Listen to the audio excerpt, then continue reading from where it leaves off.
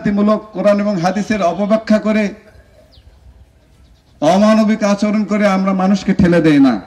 এটা রাসূল পাক সাল্লাল্লাহু আলাইহি ওয়াসাল্লামের সুন্নত না। রাসূল পাক সাল্লাল্লাহু আলাইহি ওয়াসাল্লামের সুন্নত অনুসরণ তো এরকমই। ছোট্ট একটা হাদিস বলা দরকার যে মজলিস সাহাবে আজমাইনগণ সহ রাসূল পাক সাল্লাল্লাহু আলাইহি ওয়াসাল্লাম বসেছিলেন এক মজলিসে। তখন হঠাৎ তিনি দাঁড়িয়ে গেলেন। সাহাবে আজমাইনগণ দেখে বললেন যে ইয়া রাসূলুল্লাহ, আপনি দাঁড়িয়ে গেলেন। তখন একটা অন্য ধর্মের লোকের শবদেহ মরদেহ ঘাড়ে বহন করে নিয়ে যাচ্ছিল। তখন সাহাবে আজমাইনের কেউ কেউ বললেন, ইয়া রাসূলুল্লাহ, এটা তো আমাদের মুসলমান না, ইহুদি বা খ্রিস্টান, অন্য ধর্মের। রাসূল পাক সাল্লাল্লাহু আলাইহি সাল্লাম তখন বললেন, হোক না ইহুদি খ্রিস্টান, সে কি মানুষ নয়? সেই মানুষের কথা, মানবতার কথায় মাহমুদ রশিদ রহমতুল্লাহ আলাইহি প্রতিবিম্ব জাতীয় জ্ঞানের আধার। এইখানে সে ভালোবাসার খাতিরে উপস্থিত হতেন। ঔপন্যাসিক সাংবাদিক কর্তা এক সময় রাহাত খান এখানে উপস্থিত থাকতেন, নিরবিচ্ছিন্নভাবে উপস্থিত থাকতেন।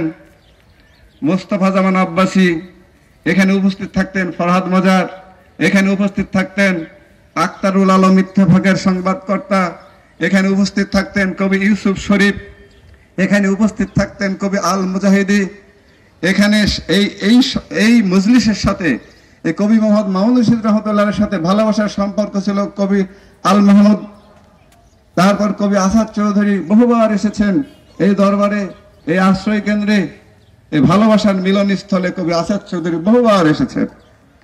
সৈয়দ আলী হাসান সাহেব এসেছেন, জাতীয় অধ্যাপক সৈয়দ আলী হাসান সাহেব তিনিও এসেছেন। তিনি শুধু এসেছেন তা না, তিনি তার জ্ঞান, তার সারা জীবনের অর্জন, তার সারা জীবনের জ্ঞানের আকার প্রকার প্রকৃতি সমর্পণ করে দিয়েছিলেন কবি মামুনুর রশিদ রহমতুল্লাহের কাছে।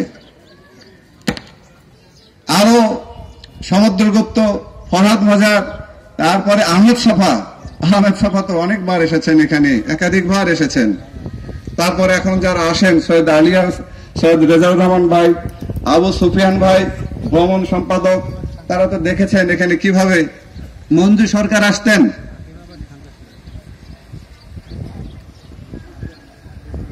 ডক্টর শামসের আলী, তিনি তো অনেকবার এসেছেন, আপনারা দেখছেন না। তারপরে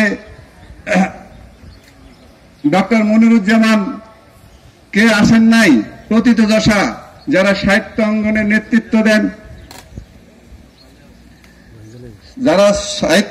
নেতৃত্ব দেন, সংস্কৃতি অঙ্গনে নেতৃত্ব দেন, অথবা সমাজের বিভিন্ন পর্যায়ে নেতৃত্ব দেন, অনেকে এসেছেন এখানে।